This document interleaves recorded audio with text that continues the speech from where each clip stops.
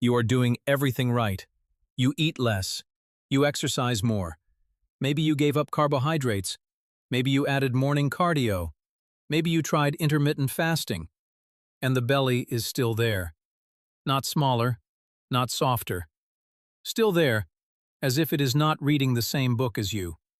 The natural reaction is to think that you are not persistent enough, not disciplined enough, need to cut more, exercise more, try harder. But here is what no one tells you. There is a hormone in your body acting right now whose core biological mission is to keep belly fat where it is, not to store more, to keep what is already there, to lock it from the inside, and ensure that no matter what you do on the outside, that layer of fat is not going anywhere. That hormone is not insulin. We talked about insulin in the previous video. That hormone is cortisol. And the connection between cortisol and belly fat is much worse, much more complex than anything a doctor will explain in a 15-minute visit. Not because they do not know, but because there is no prescription for this. But there is something even more concerning. Some of the things you are doing every day to escape this loop, exactly those things, are ordering your body to lock the belly fat even tighter. By the third part of this video, you will understand why, and you will not look at your morning cardio session the same way again. Let me decode this for you. First, let us understand what cortisol really is, not the definition you have heard. Cortisol is not simply the stress hormone. That is how people oversimplify it to the point of losing its most important meaning. Cortisol is a survival hormone. Its evolutionary mission, the mission it has performed for hundreds of thousands of years, is to conserve energy when the body perceives a threat. When there is danger, cortisol does not ask what you want. It commands. It locks up energy reserves. It keeps fuel in the most accessible place, the belly area, near the internal organs, so the body can react as fast as possible when needed. This is perfect survival logic in the primitive world. The problem is, your body cannot distinguish between real danger and the chronic stress of the modern world. Think of cortisol as a gatekeeper. When there is a danger signal, the gatekeeper locks the storage. No one can take anything out. This is a protective reflex. But in the modern world, that gatekeeper never goes home. The 8 in the morning meeting is a danger signal. The unanswered email is a danger signal. The evening news is a danger signal. And the high-intensity workout at 6 in the morning, your body also reads that as a danger signal. Every time the gatekeeper receives that signal, the storage is locked tighter. You cannot burn what is locked, and this is the most important thing before we dive deeper. The gatekeeper does not care about the amount of calories you eat. It does not read food labels. It does not track your step count. It only reads one single thing, a danger signal or a safety signal. And most of us are sending the wrong signal, every day, relentlessly. Layer 1. The storage command. Cortisol binds to a special type of receptor in the cell, the glucocorticoid receptor, or GR. The important thing is that the density of this receptor in visceral fat, the layer of fat surrounding the organs inside your belly, is 4 times higher than in subcutaneous fat. 4 times. That means when cortisol rises, visceral fat reacts stronger than any other fat tissue in the body. An enzyme called lipoprotein lipase, or LPL, is activated. It pulls triglycerides from the blood straight into the belly fat cells. This is not random storage. This is intentional storage with a specific address. But that is only half of the command. At the same time, cortisol inhibits hormone-sensitive lipase, or HSL, the only enzyme responsible for breaking down stored fat and releasing it into the blood to be burned. To put it bluntly, cortisol commands fat to go in and turns off the mechanism for fat to go out. One way only, at the same time. A 2022 review in the journal Obesity Reviews confirms that cortisol dysregulation is an independent driver of visceral fat storage, completely separate from calorie consumption. Completely separate. This is why someone with chronic high cortisol does not respond to a calorie deficit in the usual way. Their body is in survival mode. And in survival mode, preserving visceral fat is the #1 priority, non-negotiable. But cortisol does not stop there, because it does not just lock the fat away. It also creates new fuel itself to pour into that storage from a source you absolutely would not expect. Layer 2. The fuel factory. When cortisol is chronically high, the liver receives a command to activate a process called gluconeogenesis, producing new glucose from non-carbohydrate sources. That source is your muscle. Cortisol breaks down muscle protein into amino acids. The liver converts those amino acids into glucose. That new glucose enters the blood. The pancreas detects glucose in the blood and releases insulin. High insulin activates belly fat storage, and the loop closes. High cortisol leads to high insulin. High insulin leads to belly fat storage. Stored belly fat secretes inflammatory cytokines, IL-6 and TNF-alpha, into the circulatory system. Chronic inflammation activates the HPA axis. The adrenal glands secrete more cortisol, and the loop continues without you needing to eat anything extra. This is the signal that most people miss. Cortisol and insulin are not two separate issues. They are two ends of the same loop, and once that loop closes, belly fat is no longer the consequence of what you eat. It is the consequence of a system fueling itself. A 2025 review on stress-induced metabolic disorders confirms that prolonged states of cortisol and catecholamines lead to insulin resistance and visceral fat storage, independent of behavioral factors like eating and movement. Independent.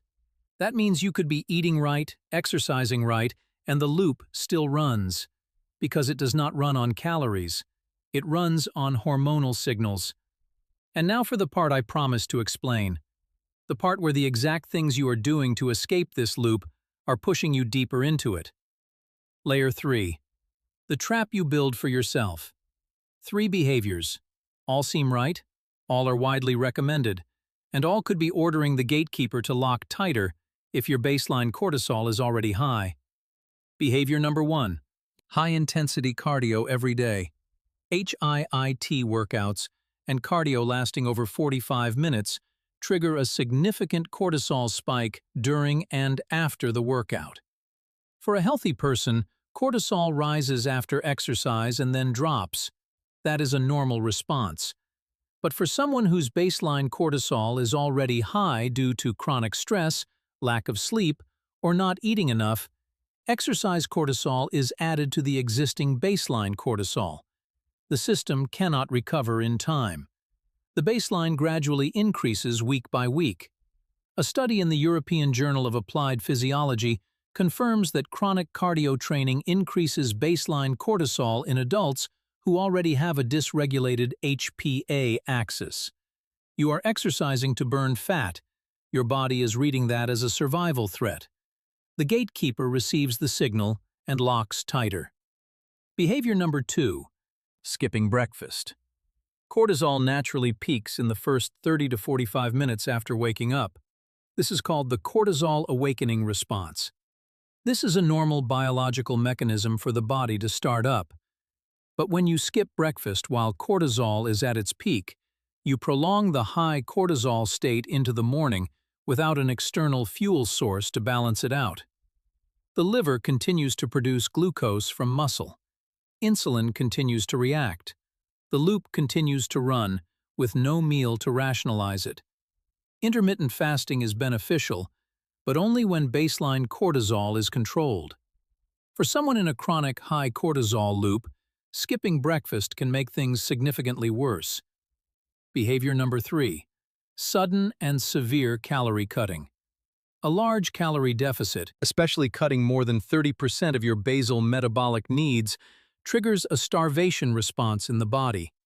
Cortisol rises to conserve reserves, and when cortisol rises to conserve, it breaks down muscle first and keeps visceral fat last.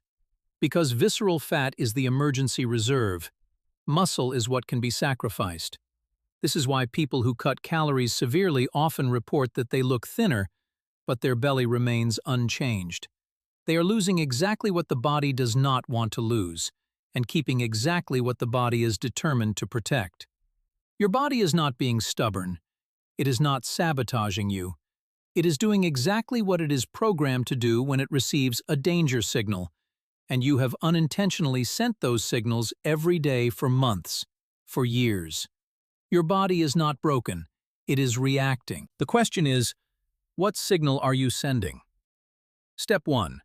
Lower morning cortisol before doing anything else. 30 to 45 minutes after waking up, cortisol is at its peak. This is the most important window of the day to normalize the entire cortisol rhythm for the hours to follow.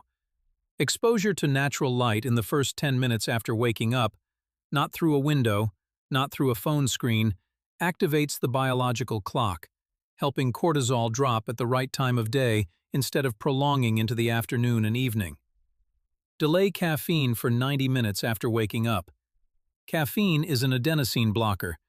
It stops the brain from receiving fatigue signals. But when you drink it while cortisol is peaking, it amplifies the state of neurological stimulation, pushing cortisol higher and making it last longer. 90 minutes after waking up, cortisol has started to drop. That is the time when caffeine works most effectively without disrupting hormonal rhythms. Research from the Stanford University Neurobiology Lab confirms that morning light exposure regulates the HPA axis, reducing cortisol spillover into the afternoon and evening, the period when cortisol should be at its lowest.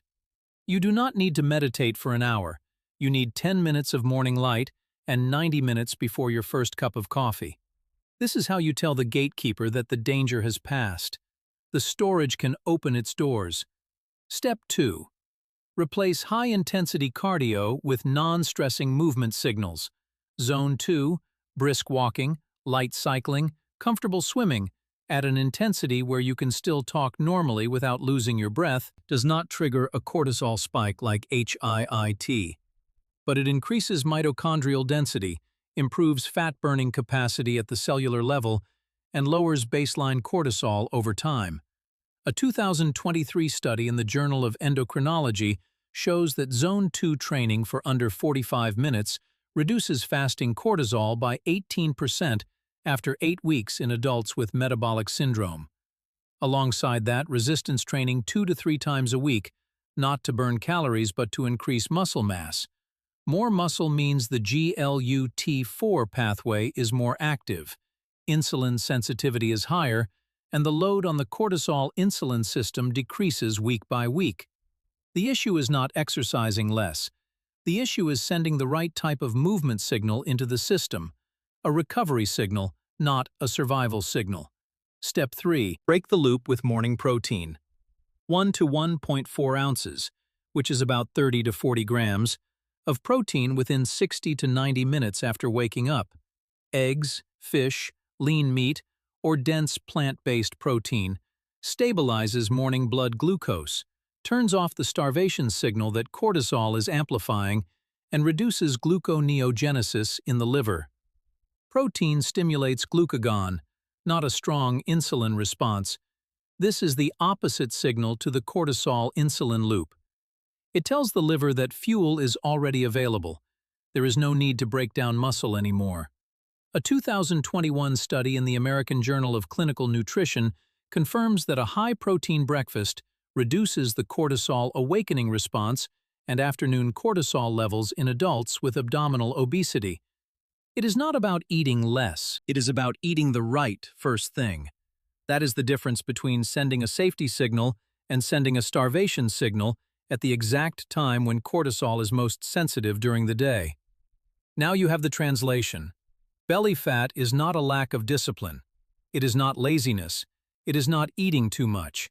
It is a gatekeeper doing its exact job, protecting emergency reserves when it receives a danger signal. And for months, for years, you have unintentionally sent exactly those signals. Now you know the mechanism. Now you know the 3 layers of the loop. And now you know the 3 steps to change the signal, not by trying harder, but by sending the right message at the right time. Before I give you the protocol, leave a comment below. Which of the 3 things we just talked about are you experiencing? Doing a lot of cardio but belly fat is not reducing, skipping breakfast but not seeing a difference, or cutting calories but only noticing muscle loss. I read every single comment. Comment "decode" below if the loop we just decoded explains what you have been experiencing for months without finding an answer. And if this video is helpful, send it to a friend who is working out very hard, but their belly fat refuses to go away. They need to hear this. In the next video, we will decode something that most people are never told. We just talked about how cortisol locks visceral fat away. We just talked about how insulin commands it to be stored. But there is a window that happens every night when both of those loops can be reversed without you having to run a single step. Not in the morning, not with a meal, not in the gym, while you sleep. The body has a mechanism for breaking down visceral fat that operates specifically during deep sleep hours, and most people are unintentionally turning that mechanism off every night, with habits that seem completely harmless. The next video will decode exactly that mechanism, and the 3 things you need to stop doing before bed so the gatekeeper finally agrees to open the doors.